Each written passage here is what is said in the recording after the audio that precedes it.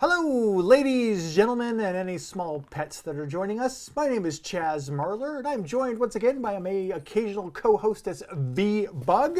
Hello. We're going to open up a box of recent game purchases that crossed our online cart and into our home and hearts. So today's box comes to us from... Wow, you're just ripping right in the box. I brought you a tool to help. Oh. You can open the box with this blue rubber ball.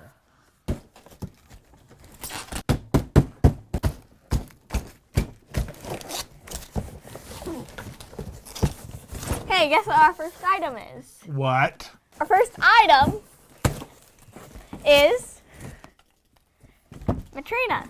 Matrina is spelled and pronounced Minerva. Yes, that's right. This is Minerva, the recent game from Pandasaurus Games. Do you know what Minerva is about? Pronouncing names wrong. Matrina.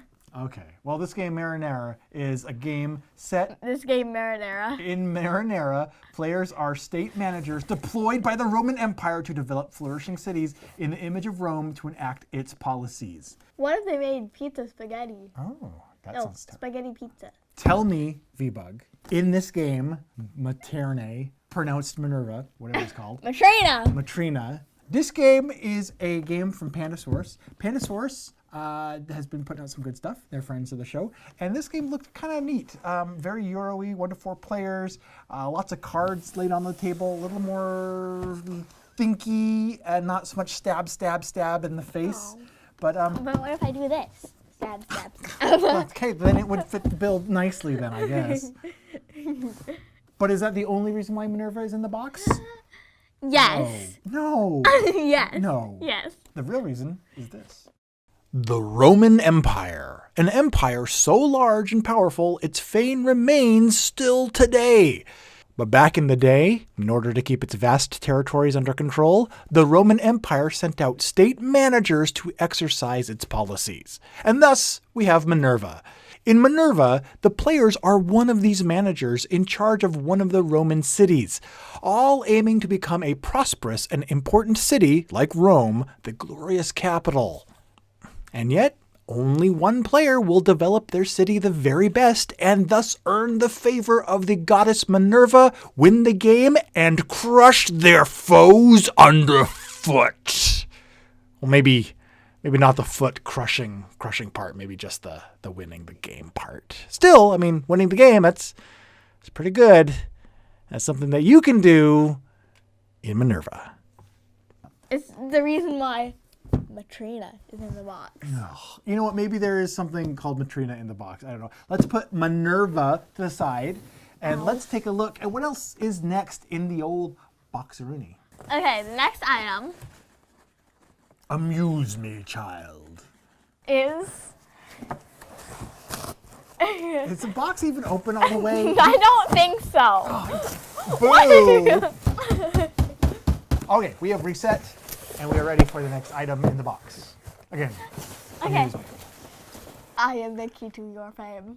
Don't make me replace you with the dog. Oh, this is heavy. Oh, whoa. Been waiting for this for quite a while. All right, this is a fantastic little abstract game called War Chest, and I actually got a chance to play this, so I played it before purchasing ours. You can play 2 to 4 players, and if you want to know more about this game, you can find out by the words I'm about to say. War Chest is actually a fantastic little abstract strategy game for 2 or 4 players, and you use these various chips for your army pieces. And you know what? Instead of me discussing it verbally, let me use the power of video to show you what this is all about. These taste good. War Chest may not have the most striking table presence, but it is a really neat game.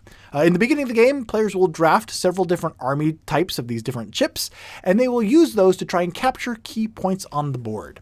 Now, to succeed in War Chest, players must successfully manage not only the armies that they have on the battlefield, but also those they still kind of have in their bag that they are building, waiting to be deployed. Each round, players are going to draw 3 little chips out of their bag and then take turns using them to perform different actions. Each chip that a player has represents a different military unit which they can use to perform one of several different actions. The game ends when one player, or one team in the case of a 4-player game, has placed all of their chips on these various control markers located throughout the board. Take all the control markers, and you win the game. All right, so that is War Chest. What is next? This is a game called Paper Tales, which came out recently. Paper Tales. Woo! Copyright strikes. Yes, we don't want a copyright strike. Paper Tales is a dynamic, fast-playing card drafting game. It combines an original unit's aging system with tight space management. In Paper Tales, players will experience 2 fantastical centuries of expansions and combat. They will assemble and evolve a group of characters, units, and buildings, each in several different time periods based on their developments and the age of their heroes. Players will write the legend of their kingdom and their ruler as they build their tableau throughout the course of the game. Paper Tales is a simultaneous drafting card game. Each turn, players draft 5 units that they will then recruit into their kingdom, assuming that they can pay for them. The choices they make will determine their ability to battle, to generate income, and construct buildings and earn points towards victory at the end of the game. Players will have to utilize just 4 slots that are available to them throughout the course of the game, and use that to develop a comprehensive strategy to achieve the most legendary kingdom in the game. Oh, Gizmos! Oh, yes, Gizmos! Gizmos by Simon is a really cool engine building game that made its way into its box. This is a game that I cannot wait to tell you a little bit more about, so this I will then do. That's the art. Imagine a world in which the smartest minds of our generation are gathering together at the Great Science Fair. And even though every one of those great minds has been working hard on their creations, only one will be crowned champion. Perhaps even emperor. No, just champion. Because in Gizmos, players want to build an engine that's going to help them do things faster. Using the 4 types of energy marbles that the game has, players will purchase and construct improvements to this kind of overall engine that they're building. And as they build, new attachments can trigger chain reactions, letting them do even more and more things on their turn. Gizmos is the epitome of an engine builder, and whoever builds the greatest machine and collects the most victory points wins the game. And the title Emperor, if you're playing with me and I win. Otherwise, no. So Gizmos is the next thing in the old box Rooney this time. Woo! Yay! Hey, you know awesome. What? It's time for a Christmas commercial break. No, it's not. Yes, it is! Look!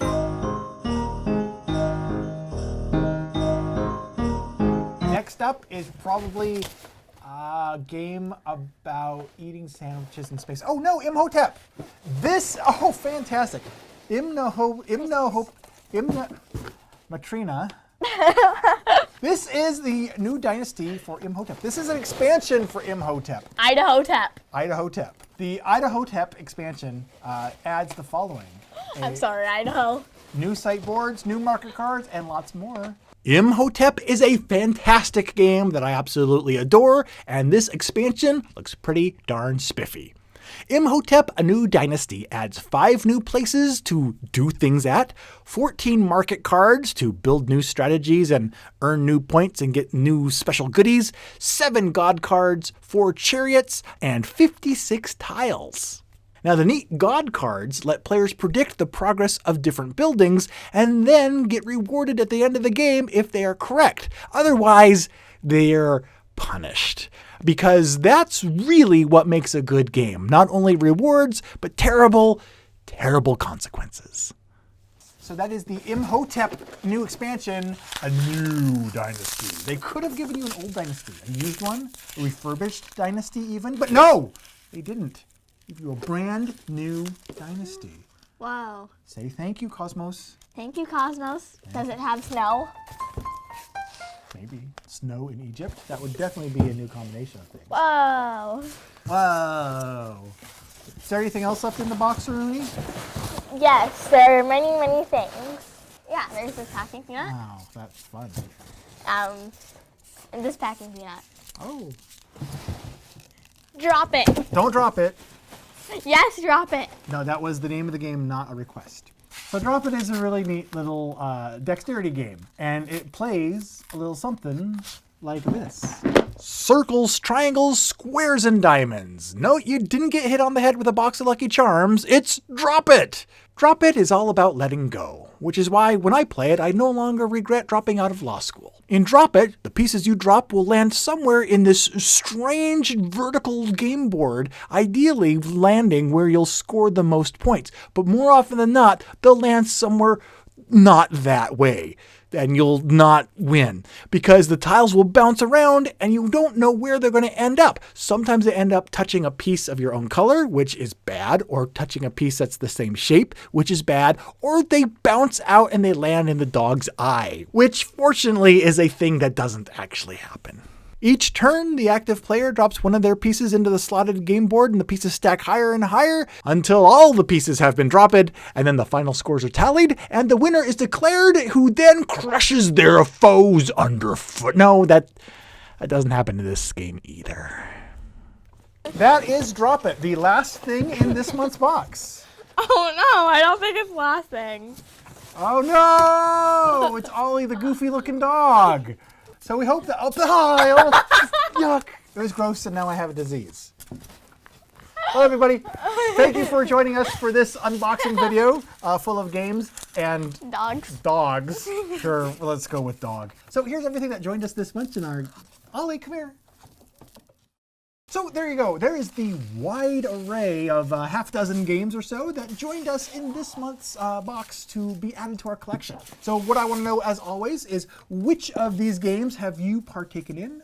Which of them are in your collection, and why or why not? I'd love to find out more. But in the meantime, for more board game news, reviews, commentary, and countdown videos, be sure to subscribe to Pair of Dice Paradise. And remember, above all else, the most important thing when it comes to opening up a box is to be shielded from Ollie. To be shielded from, to be shielded from Ollie. Yes. Thank you. And may you be and your loved ones be shielded tonight.